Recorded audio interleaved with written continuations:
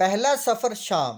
آپ صلی اللہ علیہ وآلہ وسلم کی عمر 12 سال کی تھی کہ ابو طالب ایک تجارتی قافلہ کے ہمراہ کچھ مال تجارت لے کر شام کی طرف جانے لگے، اور آپ صلی اللہ علیہ وآلہ وسلم کو مکہ ہی چھوڑنا چاہا، چونکہ آپ صلی اللہ علیہ وآلہ وسلم ابو طالب کی کفالت میں آ کر ہمہ وقت ان کے ساتھ رہتے تھے، اس لیے اس جدائی کو برداشت نہ کر سکے۔ ابو طالب نے بھتیجے کی دل شکنی گوارا نہ کی، اور آپ صلی اللہ علیہ وآلہ وسلم کو بھی اپنے ہمراہ ملک شام کی طرف لے گئے۔ ملک شام کے جنوب مشرقی حصہ میں ایک مقام بصرہ ہے۔ جب قافلہ وہاں پہنچا تو ایک عیسائی راہب نے جو وہاں رہتا تھا اور جس کا نام بحیرہ تھا، آپ صلی اللہ علیہ وآلہ وسلم کو دیکھا اور پہچان لیا کہ یوں ہی یہی نبی صلی اللہ علیہ وآلہ وسلم آخر زماں ہیں۔ صحیح بخاری کتاب الصلاۃ حدیث نمبر 364۔ آخر زماں صلی اللہ علیہ وسلم کی پہچان بحیرہ راہب نے کی۔ بحیرہ ابو طالب کے پاس آیا اور کہا کہ یہ تمہارا بھتیجا نبی مبعوث ہونے والا ہے، اس کے اندر وہ علامات موجود ہیں جو نبی صلی اللہ علیہ وآلہ وسلم آخر زماں کے متعلق تورات و انجیل میں لکھی ہیں، لہٰذا مناسب یہ ہے کہ تم اس کو آگے نہ لے جاؤ اور یہودیوں کے ملک میں داخل نہ ہو، مبادا اس کو کوئی گزند پہنچے۔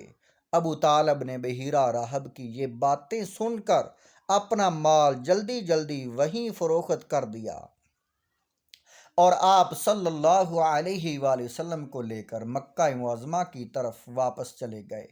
ابو طالب کو باوجود اس کے کہ ملک شام کے شہروں میں داخل نہیں ہوئے، اس سفر میں بہت منافع ہوا۔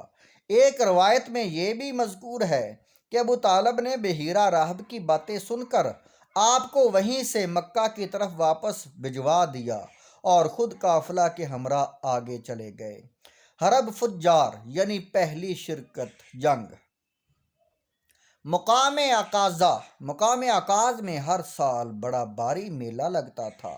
اس میلہ میں مشاعرے منعقد ہوتے تھے، گھوڑ دوڑ ہوتی تھی، پہلوانوں کی کشتیاں اور فنون سپاہ گری کے دنگل بھی ہوتے تھے۔ عرب کے تمام قبائل جنگ جوئی میں حد سے بڑے ہوئے تھے اور بات بات پر تلواریں کھینچی جاتی تھیں۔ عکاظ کے میلہ میں کسی معمولی سی بات پر قبیلہ حوازن اور قریش کے درمیان چھیڑ چھاڑ شروع ہو گئی۔ اولاً تو دونوں قبیلوں کے سمجھدار لوگوں نے بات کو بڑھنے نہ دیا اور معاملہ رفع دفع ہو گیا، لیکن شر پسند لوگ بھی ہر قوم میں بکثرت ہوا کرتے ہیں۔ نتیجہ یہ ہوا کہ معاملہ درست ہونے کے بعد پھر بگڑ گیا اور جدال و قتال کا بازار گرم ہوا۔ یہ لڑائی ماہ ذوالقعدہ میں ہوئی، اسی لیے اس کا نام حرب فجار مشہور ہوا، کیونکہ اہل عرب کے عقیدے کے موافق ماہ ذوالقعدہ میں لڑنا سخت گناہ کا کام تھا۔ اس مہینے میں جاری شدہ لڑائیاں بھی ملتوی ہو جاتی تھیں۔ یہ لڑائی 4 بڑی لڑائیوں کا ایک سلسلہ تھی، اور ہر پہلی لڑائی دوسری لڑائی سے زیادہ سخت و شدید ہوتی تھی، کیونکہ قبیلہ حوازن کے ساتھ قیس عیلان کے تمام دوسرے قبائل اور قریش کے ساتھ کنانہ کے تمام قبائل بھی شامل تھے، اور یہ لڑائی ترقی کر کے قبائل قیس اور قبائل کنانہ کی لڑائی بن گئی۔ اس آخری چوتھی لڑائی میں بعض سرداروں نے خود اپنے پاؤں میں اس لیے بیڑیاں ڈلوائی تھیں کہ میدان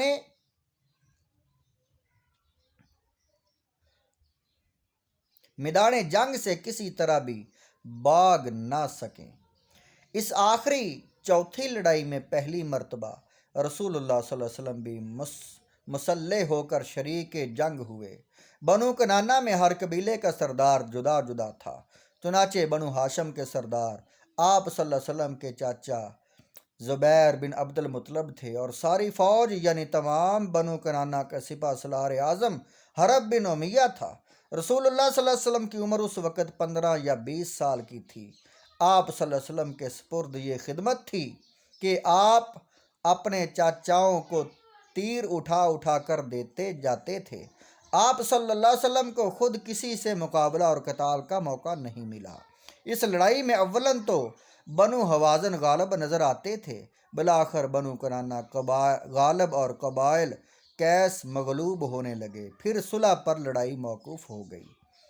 ابن خلدون کی روایت کے موافق حرب فجار کے وقت آپ صلی اللہ علیہ وسلم کی عمر 10 برس کی تھی، مگر صحیح یہ ہے کہ حرب فجار 581 ہجری میں واقع ہوئی اور اس وقت آپ صلی اللہ علیہ وسلم کی عمر 15 سال تھی۔